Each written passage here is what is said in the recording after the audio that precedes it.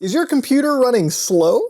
Do you find your cell phone to get abnormally hot? Well, let me tell you, there are some cryptocurrency miners out there who are potentially using you to make up to $250,000 US on average per month using your processing power. Now, this is another virus investigations video, and it's a video where Muda genuinely does always care about you guys. I know that there's a lot of people that are tech illiterate, they don't care, and that's alright. This is kind of what these videos are intended for, and hopefully for the tech literate as well. I like just talking about computers and stuff. It's been my life for a certain period of time, and it still is, and it always will be. So, ladies and gentlemen, this is a new era of virus. This is even bigger than ransomwares. You know, ransomwares were nice and everything, they were great. Some of them were pretty hilarious. Some of them forced me to play certain games that I may not have played in other situations, or regularly so. So, you know, cryptocurrency miners, what are they like? Are they just as fun? Unfortunately, not really. So let me get down to starting this with you. Now we're going to look at two types of cryptocurrency viruses. Not really two types, but two platforms, because we're going to look at the computer side and also the mobile side, because they're a little bit different in what happens. And the purpose of this video is to tell you guys about them, tell you how to find them, and examine a couple ourselves, and then figure out how to alleviate ourselves from such issues. So let's start a look at desktop malware for a second, the desktop cryptocurrency viruses.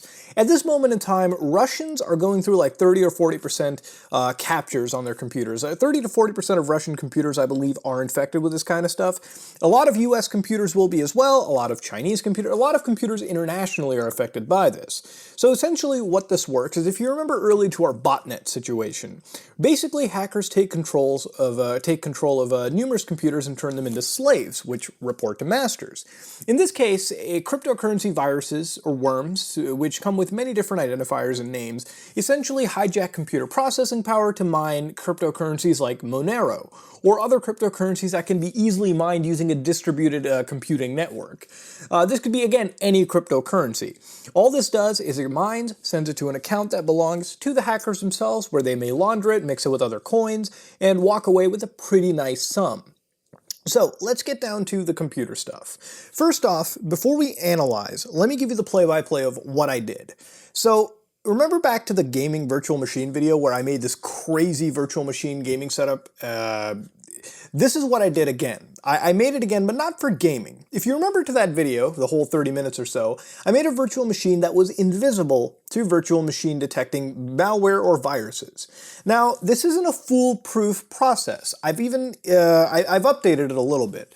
I'm not using any drivers that basically scream out that I'm using a virtual machine. I've tried to hide myself as much as possible. The problem is, when you're doing something like this, you can't completely conceal yourself. So I did the best I could, and what I did was I took 10 viruses or malware samples that are known to detect virtual machines, and I made sure that my process was effective. And it was. I made sure all 10 of those viruses were able to run, do what they needed to in a virtual machine environment. They were not able to detect that I was in a virtual machine. Now, this does not make this process any easier. The samples that I may use to analyze will not react the same. Chances are they may be so well in tune that they may detect my malware, they may detect my virus virtual machine, they may detect everything, and this virus won't exactly launch. But the process of now is to find out the flags that'll let you know that this stuff is running. So what I mentioned in the beginning, is your computer running slow, is your battery going down normal, is your computer getting hot, your phone getting hot, those are common telltale signs to know that your processing power is being hijacked. See, if you ever feel that your laptop, whatever it be a Mac or PC, whatever you want to say, if its battery life degrades in like a day to nothing, you're probably jacked by some cryptocurrency virus. There's no way your battery could have degraded that heavily if you're doing the same day-by-day stuff but experiencing severe battery drain. If you're noticing your computer is loading up applications slower, even if you're on an SSD drive, if you're noticing that basic tasks like watching movies are beginning to stutter, those tasks which are CPU dependent that are again beginning to stutter may be a sign that you are hijacked by something that is competing with the programs that you are using for that processing power. See, those are common telltale signs. Now, the virtual machines that I built, the virtual machine in particular that I've made states out of, I've ran about 4 samples on them, and the common telltale signs for me on all of them, and these virtual machines involve Microsoft Windows 10, Mac OS, which comes with Mac OS High Sierra, not like Mojave or anything, and the Linux Ubuntu Ubuntu Debian I didn't even try. There was no real effort for me to go into the Linux area of it. See, the one thing you have to look for in these viruses or these or what they're doing is essentially bring up a resource monitor. And this doesn't mean task manager for Windows, no. Each OS comes with their pretty rigid resource monitor. So for Windows, it's actually the hardware resource monitor. For Mac OS, it's something similar. I don't exactly recall the exact name of it, but bringing it up, it should tell you exactly what's going on with your computer. And for Linux, it's again a resource monitor.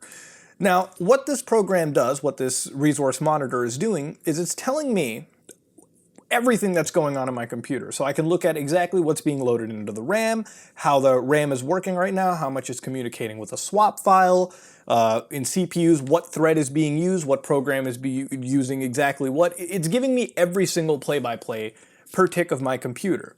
And I can log these to my heart's content, do what I want. But the key thing to note over here is how much CPU it is using idly. Now, the thing with these viruses is that stepping away from it is really going to give you the proper thing. So the reality is, what I did was I got infected, and I left my computer for like an hour. I did something else. I played Yakuza Kiwami. That's the extent of my analysis. Coming back, I checked the logs and realized that, yeah, CPU spiked up like crazy. And what's interesting to note is, for some systems, CPU spiked up on specific threads, all that kind of good stuff.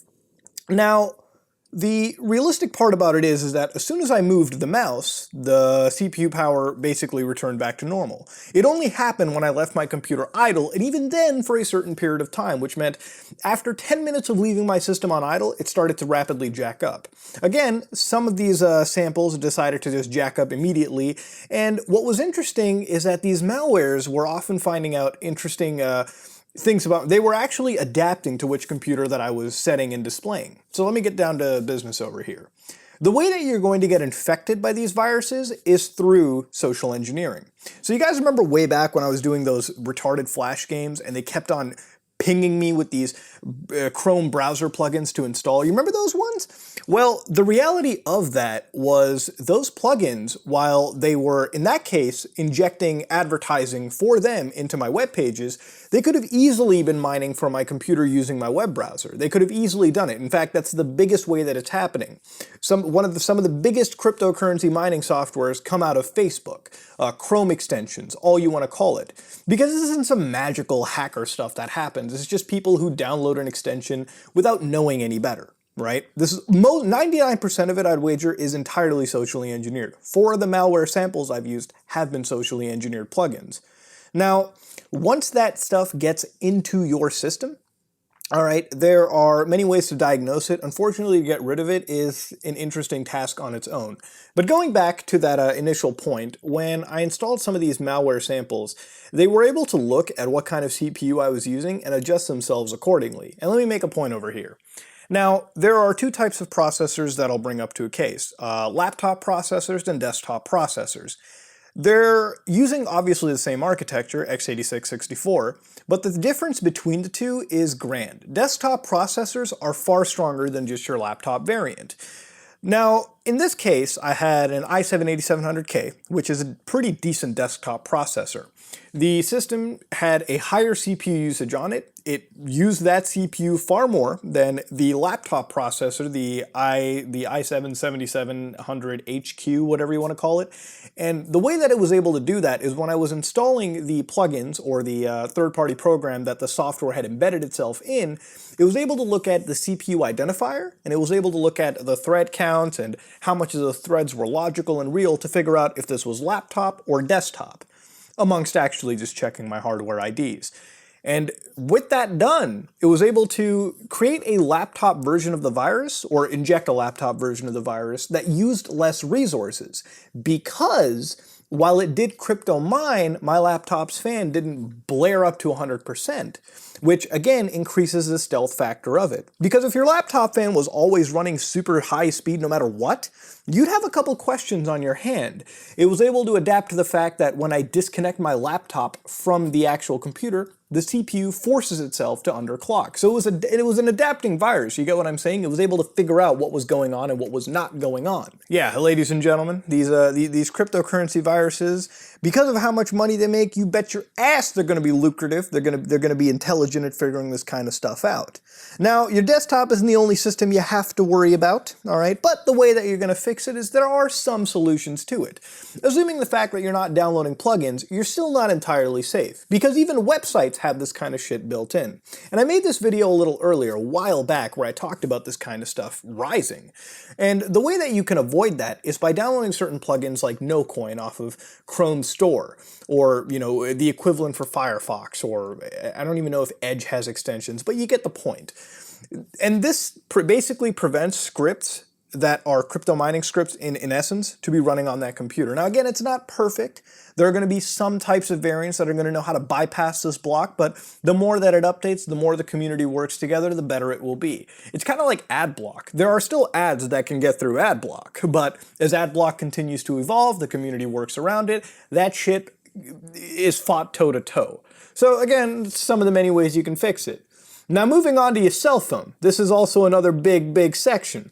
Now, cell phone cryptocurrency mining is still a thing. While it's not as lucrative, I guess you could say, on a per system basis like PCs are, because so many people have mobile phones anyways, and so many people download these mobile applications, that's a lot of vectors to attack with. And so it kind of rounds out to being, I would say, somewhat more lucrative than even just straight PCs. So let me get this down into how you figure this one out. Now, running an analysis on the mobile phones was a little bit tougher because I wasn't going to risk any actual mobile hardware to begin with, but I'm able to give you guys some pretty good ways to figure out how this is working. Basically, if your phone is hot to the touch, or if it's warm all the time, you've got a cryptocurrency virus. Seriously, no, let your phone down for like 10 minutes. If you come back to it and it's warm as hell, and it's not charging, you know that something is up. There is something that shouldn't be happening. Unless you're one of the few people that are really multitasking with your phone while it's off, it still shouldn't be happening in that case, because the phone is designed to not do anything when nothing's happening to it, besides an odd and few background process. So let me get down to it. Assuming you're on Android, right, which is where most of this stuff can sort of happen, if you find that your phone is warm, you have to start really looking at what your apps are doing. So go to your battery settings and figure out what app is consuming battery in the background, what isn't, because that'll be a dead giveaway of an actual problematic cryptocurrency program. And a lot of those shitty mobile games, a lot of those shitty mobile applications come with that shit built in. So they got ads, they got cryptocurrency mining, they basically got the whole enchilada going against you.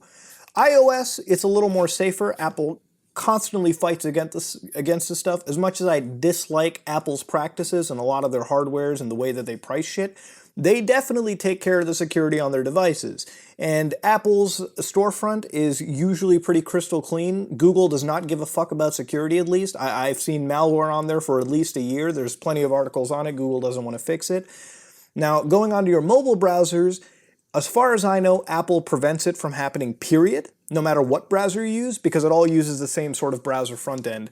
But with Android, you still got to be a little careful. As far as I know, mobile processors do, at least on Android, because of its open nature, can be affected somewhat by this.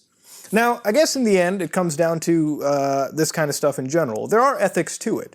A lot of websites that are pretty obscure will actually rely on this to keep themselves alive. But they'll tell their users that, yeah, we're crypto mining you, so we can have some money back for the time that you spend. And they won't inject ads or anything into their website.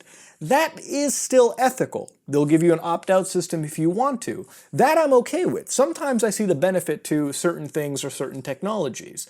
But a grand majority of these people hide this stuff from you, they use it against you, and I just want you to be fucking safe when you're doing this kind of stuff.